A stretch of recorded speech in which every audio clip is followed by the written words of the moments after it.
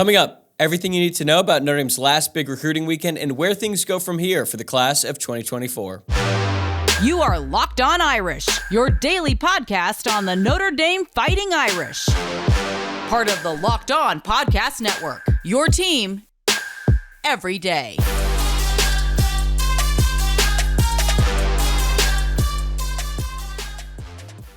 What's going on, and welcome into Locked On Irish. It is Tuesday, June 13th, and thank you for making this your first listen of the day. As always, you can watch the show on YouTube or listen wherever you get your podcasts. If you're new to the program and like what you hear, you can subscribe to the channel to stay up to date on all future episodes. And if you're an everyday listener, you can help out the show by liking the video below if you're watching on YouTube, or by rating the podcast 5 stars on your preferred podcast platform. My name is Tyler Wojciak, and I'm the host. I'm a Notre Dame alum and have been podcasting about the football team since 2020. I'm also a producer for College Football Talent at the Fox Sports headquarters in LA. Notre Dame just wrapped up their second big official visit weekend of the offseason, so in today's episode, I'm going to cover all the latest updates coming out of that and where I believe things stand with some of the top prospects still on the board for the Irish. Real quick, though, before we get started on that, if you haven't had a chance to listen to last Friday's episode about Jack Swarbrick's decision to step down as athletic director at Notre Dame, I'd highly recommend you give that a look. I had my old co-host Luke Smith on to react to the news and talk about the hire of Pete Bavacqua, and we had a lot of fun, so go check that out if you have not already. But let's start with some recruiting news. Right off the top, I don't expect there to be a repeat of last week when Notre Dame was able to land 2 new commitments almost immediately after the first official visit weekend wrapped. I think they got 2 in not even 48 hours. So that's obviously not going to happen this week. But overall, it does sound like the coaching staff did a nice job with everyone who made their way to campus. Notre Dame hosted 4 uncommitted prospects. The big one, 5-star edge rusher Elijah Rushing, as well as 4-star linebacker Bradley Shaw, 4-star tight end Carter Nelson, and 3-star safety Oliver Miles. But the headliner in this group, obviously, is Elijah Rushing. I spent a lot of time on him on this podcast in the past, and I'm going to do it again today. And I'm going to be honest, the updates, the things that I've been hearing, the things that I've been reading in the time since have not been that great. It's not that the visit went bad. I think it's actually quite the opposite. I think he had a really good time at his visit. It's just some of the reporting that's been out there. And I'll just dive right into it, okay? So here's what we know. We know that Rushing is down to, I believe, 5 schools, or really 4 schools at this point. There's Notre Dame, there's Arizona, which is his hometown team, basically. He's from Tucson, so that's right there in his backyard. And then there's Oregon and Tennessee. Those are the 4 schools that he has an official visit lined up to, or he has taken one already. He's already done his visit to Arizona. I don't know how much he's actually considering Arizona, considering where the program has been over the past 5 or 6 years, or really the past decade, honestly. But again, close to home, I understand why he would take the official visit there. And then there's Oregon, and then there's Tennessee. What do we know about Oregon and Tennessee? They are 2 of, if not the biggest, NIL heavyweights in all of college football. That's just what we know, okay? I know some people are speculating already that Notre Dame just isn't willing to pay or anything like that. I'm not going to get into that. All I'm going to say is those are his top schools. 3 of those make sense. Notre Dame is kind of the one that doesn't. And we've heard a few weeks ago from some pretty reputable sources that Notre Dame was considered the leader at the time. And I'm going to be honest, I was pretty surprised by it, given where he's from, given the position he plays, given the other schools that he's considering. But I took the reports for their word, and I think that Notre Dame is still in, semi-strong position. I mean, they made the top 4, so that's important. But let's go back to the official visit. And to Rushing's credit, he said all of the right things coming out of this weekend. It's not like he's going out there saying the visit sucked. He said that the visit went great. He enjoyed hanging out with the coaching staff, the other commits who were in town this weekend, because Notre Dame did host a lot of committed prospects, not just uncommitted guys. So that was important. He got the chance to hang out with them and get a sense of, what it would be like if he were to choose Notre Dame. We also know that at some point during this visit, Rushing was sort of with the other coaches, with the commits. I'm not really sure where he was at the time, but Rushing's dad and Marcus Freeman had a conversation about NIL. Didn't really get into specifics. I would never expect him to do that. And we haven't heard anything since, but we know that happened. We know that conversation took place, and we can infer that NIL is probably going to factor into this recruitment given the top schools who I just mentioned. So now, after this visit, you're hearing all these reports that Notre Dame has got quite an uphill battle now to get Rushing. And I take these reports for the word. I mean, there's some pretty credible people like Tom Loy of 24/7 Sports, who's very blunt and said that he has not talked to one person on the Notre Dame side of things that thinks Notre Dame is going to land him. Mike Singer from Blue and Gold didn't say it so matter-of-factly, but he said that it was going to be difficult for Notre Dame to land him. And that's where things stand right now. I wouldn't say that this recruitment is over. I wouldn't say that Notre Dame is completely out of it. I think the fact of the matter is they just have a long way to go. Rushing is projected to make his commitment official in July. He has an upcoming visit to Oregon, I believe, and then he'll take his last one to Tennessee, and then he'll take some time before he makes his decision official and announces it to the public. So Notre Dame's got a long way to go. I think that's pretty safe to say. And I think that some of the reaction coming out of this is now fans are going to be like, oh, Notre Dame just can't do it in the NIL era, the transfer portal era. They're not willing to throw money at these recruits. I would tell those people that Notre Dame already has one 5-star committed in the class in 5-star wide receiver Cam Williams. They also have C.J. Carr, who's a very high 4-star quarterback, who's also committed in this class. So it's not like Notre Dame is whiffing on every top guy they go after. It's just the fact of the matter is Notre Dame is going after two big fish in Justin Scott and Elijah Rushing, and frankly, neither of them seem to be trending towards Notre Dame at the time of this recording. Again, that could change. But when you really look at it, is it all that surprising that a guy like Rushing isn't really considering Notre Dame at this point, or that at least that Notre Dame isn't the favorite? He's from Arizona. He has no Notre Dame connection. He's a 5-star. So Notre Dame's biggest appeal to these recruits is that they're setting them up for life after football, and while they're playing football at Notre Dame, they're still going to be very competitive. It's a great pitch. It's why we love the school. It's why we love the university. It's what makes Notre Dame different. But I've got news for you. A 5-star probably isn't that concerned about life after football, because that 5-star is very confident that they are going to dominate at the college level and that they're going to go to the NFL and they're going to make a bunch of money and they're going to be really successful and they're going to be really rich, and they're not going to really need that job at Deloitte or the job at Goldman Sachs when they're done playing football, because they had already made so much money. Really, at that point, it's just about managing it and investing it properly so that they're able to, not go bankrupt once their career is over. So I think that as much as we appreciate Notre Dame's approach here, sometimes with these 5-stars, it's not going to always resonate because they aren't as concerned. And that's just the nature of the business right now. Sometimes you're going to swing and miss. And maybe Notre Dame's going to swing and miss on Rushing. Maybe they swing and miss on Scott. But they didn't swing and miss on everyone. They got Cam Williams. They got C.J. Carr. And there's still a ways to go with this recruitment. I think that a lot of people are assuming that Notre Dame is not out of the race, but they've got a long way to go because of that conversation that Rushing's dad had with Marcus Freeman. I mean, when I read these reports, I'm always thinking, okay, where's this reporter getting this information? Why is it coming to them now? Who are they hearing it from? Why are they getting it? And I think that at this point, no one is really sure what is going to happen with Rushing. Just right now, it's not the news that you'd love to hear after a recruit takes an official visit. It sounds like he had a great time, but it sounds like Notre Dame got a better understanding of where they are and compared to the other top schools that he's considering. And right now, it's not that great. But I think that this is going to keep happening, and under Marcus Freeman, he's giving a great effort. He's coming really close, and I know that no one wants to hear Notre Dame get like a consolation prize or anything like that, or get a participation trophy because they impressed a 5-star recruit who didn't ultimately commit. Notre Dame's going to have to start winning on the field, because that is the one thing that the football program is in control of, okay?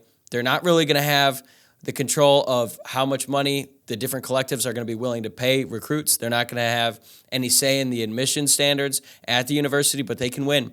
And if Notre Dame starts winning more under Marcus Freeman, because they were winning under Brian Kelly, but they have to do it under Marcus Freeman so that he can show these recruits that they're capable of winning under him.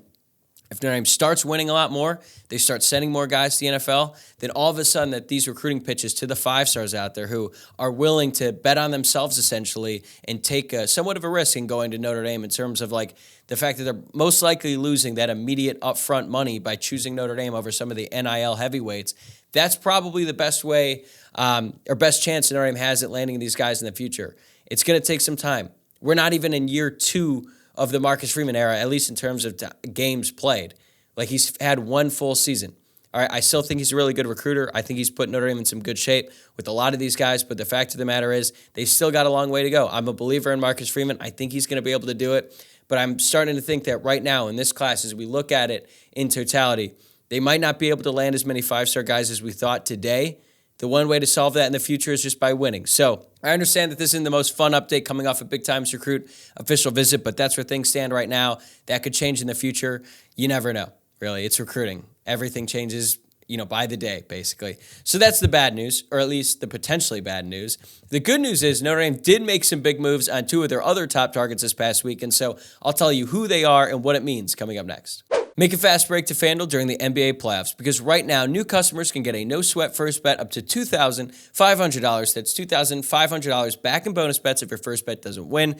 My favorite part about FanDuel, honestly, is the instant payouts. It's smooth, it's easy, and it's way better than all the other sites out there. So get to FanDuel today. Download the app because there is no better place to bet than America's #1 sportsbook. Visit FanDuel.com/lockedon and get a no-sweat first bet up to $2,500. That's FanDuel.com/lockedon. FanDuel, an official sports betting partner of the NBA. Thanks again for making Locked On Irish your first listen of the day. Now let's get to the more positive news that I'm hearing coming out of this past weekend for Notre Dame. It sounds like Notre Dame really impressed four-star tight end Carter Nelson and four-star linebacker Bradley Shaw. And I want to start off with Nelson because this one kind of took me by surprise, honestly. So Carter Nelson is a four-star tight end out of Nebraska. On 24/7 Sports Composite, he's the number 119 player nationally and the number 8 tight end in the class. But 24 in their rankings, they have him as the number 40 player overall and the number 2 tight end of the class. Part of the variance with him is that, frankly, the competition he's playing against in Nebraska isn't that great. He's an incredible athlete. He absolutely dominates all of his competition, but I think that there's going to be sort of an acclimation process once he gets to the college level. But don't get it twisted. This guy is very, very talented, and there's a reason why Notre Dame is going after him so hard. There's also a reason why Georgia is going after him so hard, despite the fact that they already have 2 tight end commits in this class, including a commit from the number 1 tight end in the country, Jaden Riddell. Jaden Riddell, Notre Dame was looking at him. He is the teammate of C.J. Carr on his 7-on-7 team, and he's a really, really good player. But so is Carter Nelson. And last weekend, he took an official visit to Georgia in the weekend prior to coming to Notre Dame. And coming out of that visit, there were some people over at Georgia who thought that he was going to commit there on the spot. I think someone from 24/7 Sports who covers Georgia full-time, I think they even put in a crystal ball for him. And then going into this weekend, I don't think Notre Dame really loved their positioning. But now, after the weekend has passed, you're hearing a much different tune from people who cover it and from a couple different people that I've talked to as well. They said that Notre Dame really, really impressed Carter Nelson, and now they might, in fact, be the leader.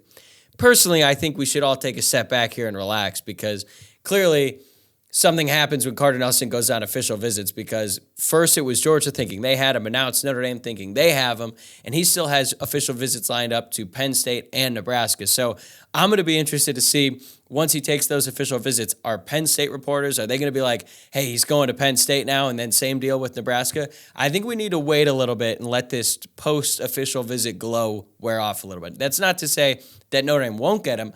I'm just sort of seeing this being like, okay, it sounds like everyone thinks they got him after every official visit. So let's wait and see. But this would be a big-time get if Notre Dame was able to land him because he's a really talented player. If Notre Dame were to land him, he would actually be the highest-ranked tight end to commit to Notre Dame since Michael Mayer.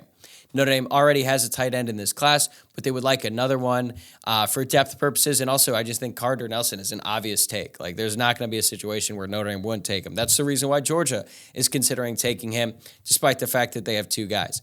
Notre Dame is in a good spot. I think that they have the difference in the fact that they only have 1 tight end in this class already. Notre Dame is tight end U. Just being Notre Dame on its own is attractive to any top tight end target in the country. And I think that this would be a very big commit for Notre Dame. They've already got 1. I think they would like to add another regardless if it's Carter Nelson or it's someone else. I think they're really trying to get another tight end in this class. They obviously have Cooper Flanagan from the year prior, Eli Raridan, and Holden Stace from the year before, although Eli Raridan has already suffered 2 ACL injuries during his time at Notre Dame. So we don't really know who's going to be the next great Notre Dame tight end. I think Mitchell Evans will have a good year, but I don't know if he's ready to be, a Tyler Eifert or a Kyle Rudolph or a Michael Mayer. We'll have to wait and see. But I think Carter Nelson has that kind of talent that he could be that down the road. Now, another guy, 4-star linebacker Bradley Shaw. He's from Hoover, Alabama. That Hoover. If you watched the show 2 Days way back in the day, that show about high school football at Hoover in Alabama, it's that high school. So at least with him, he's playing some pretty quality competition. He came in this weekend, and apparently Notre Dame just knocked it out of the park. Shaw brought a bunch of his family with him. They all seem to really enjoy the visit. They liked the campus. They liked everything that Notre Dame had to offer. Mike Singer from Blue and Gold also pointed out that Shaw's older brother played football at Wisconsin, so their family is used to having to travel to the Midwest to watch one of their kids play. And Shaw would be huge for this Notre Dame class of 2024. We've talked a lot on this podcast about how the two recruits currently committed to Notre Dame and Bodie Cajon and Teddy Rizak. I like Cajon a lot, but he's still ranked out of the top 400. Teddy Rizak isn't even in the top 800, I don't think. So landing a guy like Shaw, who's currently ranked 176 nationally and number 17 linebacker in the class, that would be a big-time get. 24/7 Sports, on their rankings alone, has him as the 5th best linebacker in the class and the number 61 player nationally. I haven't seen anyone make a formal prediction, and based on some conversations I have had, we might be getting close to that.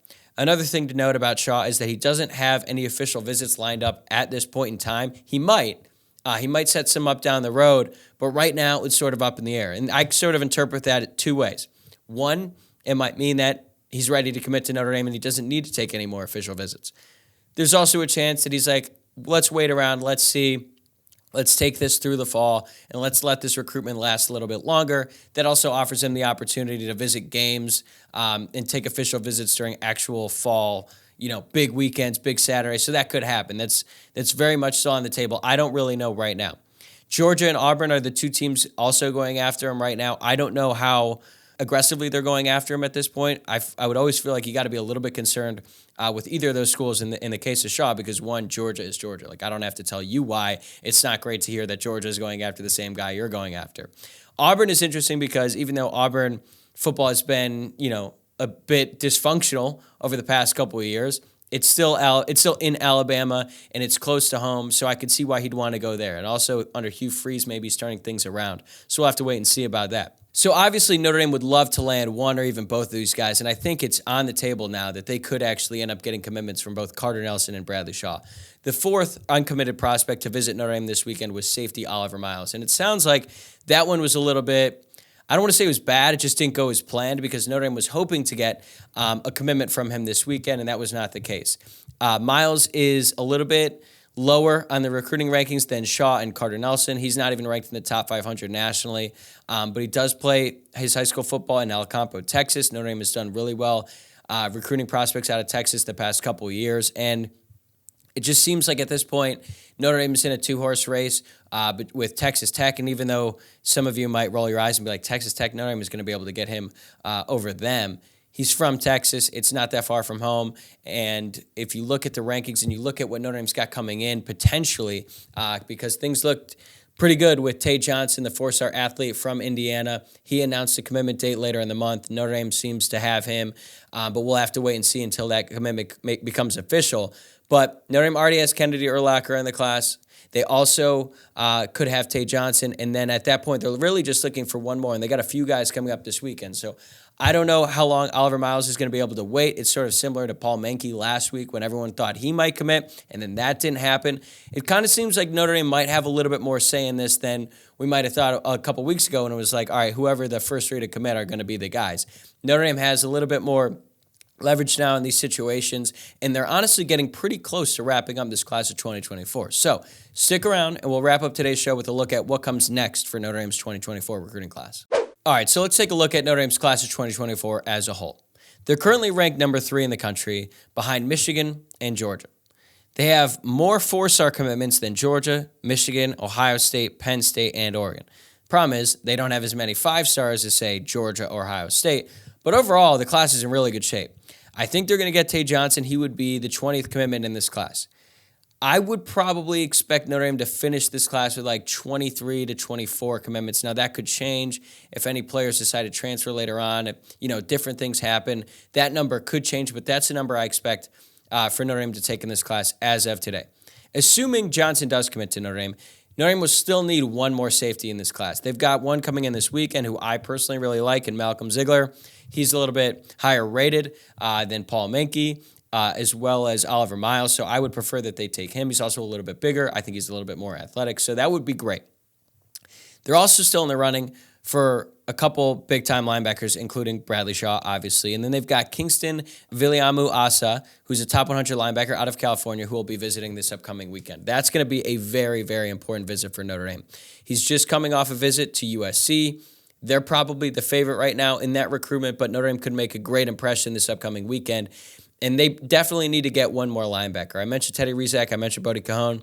They need one more guy at least, and they need one more big name to sort of – it'd be good for the class anyway, but I think it'd also be great for like the fan perception of this class as well if they're able to get one or both of those guys in Viliamu Asa or Bradley Shaw.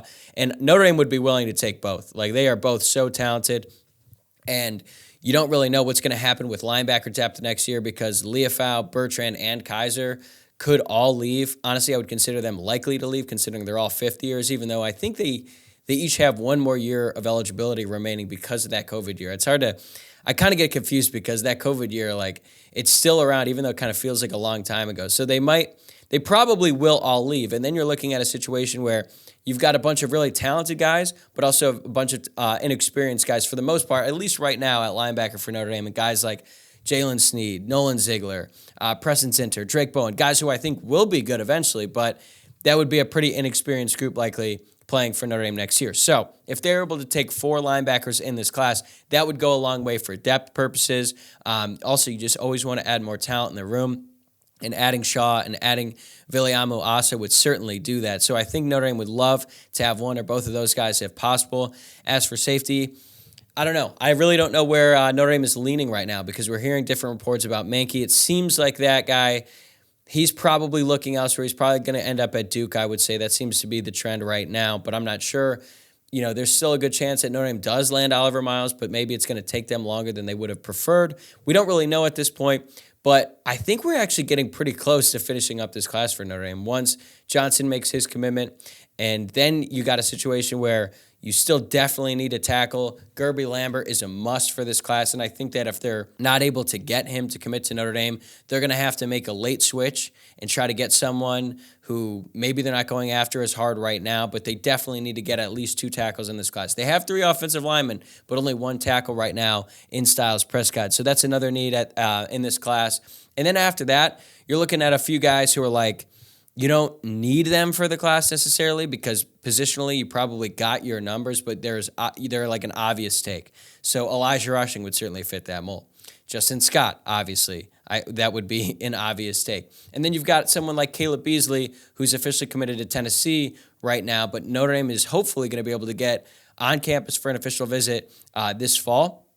I think he announced that, so I don't really know. I never really know what these guys who say they're verbally committed, but then they're scheduling official visits elsewhere, and they're very much in the running because it sort of contradicts Notre Dame's approach. I know that they don't let any of their commitments take official visits elsewhere, or else they say that they're not committed to the class. So I'm not really sure, but it seems like Notre Dame is getting close to the finish line in this class. They've still got 2 big weekends in the month of June, and then you've got the recruiting dead period coming up. But Notre Dame right now, they're in pretty good shape. But I think a lot of people are going to see this and they're going to hear the rushing news and they're going to listen to that open and they're going to think, here we go again. You know, another good but not great Notre Dame class. I would push back on that a little bit. No, it's not the elite gap closing class that we were hoping for once Marcus Freeman was promoted to head coach. But there's still a long way to go in this cycle. It's like it's only June and Notre Dame is so far along in this class that it kind of feels like the recruiting cycle is getting close to over. It's really not. I mean, obviously, this is a huge month, and then things slow down a lot once that dead period starts, and then the season gets going, and then you're just trying to put the finishing touches and then try to make sure that none of your guys decommit late in the game. But I think that Notre Dame is in good shape. At this point, I would say that they'll probably finish like at the back half of the top 10. That's kind of just based on what I'm hearing, where these top guys seem to be trending. And I think that would be great for Notre Dame if they're able to do that. If they're able to land a top 10 class, that's going to be great for Marcus Freeman. And he's only been at the program, shockingly, it seems like he's been there forever, but since the start of the 2021 season. He obviously took over the recruiting charge for the defense as soon as he arrived as defensive coordinator, and we saw an uptick in talent immediately. They signed one of the best linebacker classes in the country in his first class, and now we're going to start to see that on the field on Saturdays. Now these guys are getting older. They're going to get more action on the field, and then we're going to really see how talented these guys are that Marcus Freeman recruited as DC on the field. It's still probably going to be a little bit before we see the Marcus Freeman guys on offense, really make big impressions, but I think we're getting there. And I know no one wants to hear this, but I think we have to be a little bit patient because I think for Marcus Freeman and Notre Dame, we can sit here all day, we can complain that Notre Dame's not going to have a chance in the NIL game and all that. Look, we got to stop making excuses. Yes, NIL is certainly a hindrance to Notre Dame closing the gap and being an elite team. I'm not saying that's not a thing. There's all kinds of other things that Notre Dame has had to deal with for a very long time that has prevented them from getting some of these top recruits. It's harder now than it's probably ever been, but I don't think it's impossible. And I really think we just have to focus on, getting these top 10 classes. I think the last class finished in the top 12 after Brandon Hillman decommitted, but they're not that far off. It's just going to take a little bit more time than we probably would have hoped, but I have confidence that winning on the field on Saturdays in the fall is going to change our outlook, and it's going to change the mindset of a lot of recruits who are considering Notre Dame, because that is really what it's going to come down to for Notre Dame. And once they start winning, once they start putting more guys in the NFL, then I think we're going to see these classes go from fringe top 10 or just outside the top 5, and now we might be able to get in the top 5, and then we'd really be cooking with gas. But that's going to do it for this episode of Locked On Irish. Thanks again for making this your first listen of the day. Remember to subscribe to the show on YouTube or wherever you get your podcasts, and give us a follow on social media. The Twitter handle is @LockedOnIrish. The Instagram is @LockedOnIrishPod. And my personal Twitter account is @Tyler Wojciak, @Tyler, Wojciak. I'll see you guys tomorrow.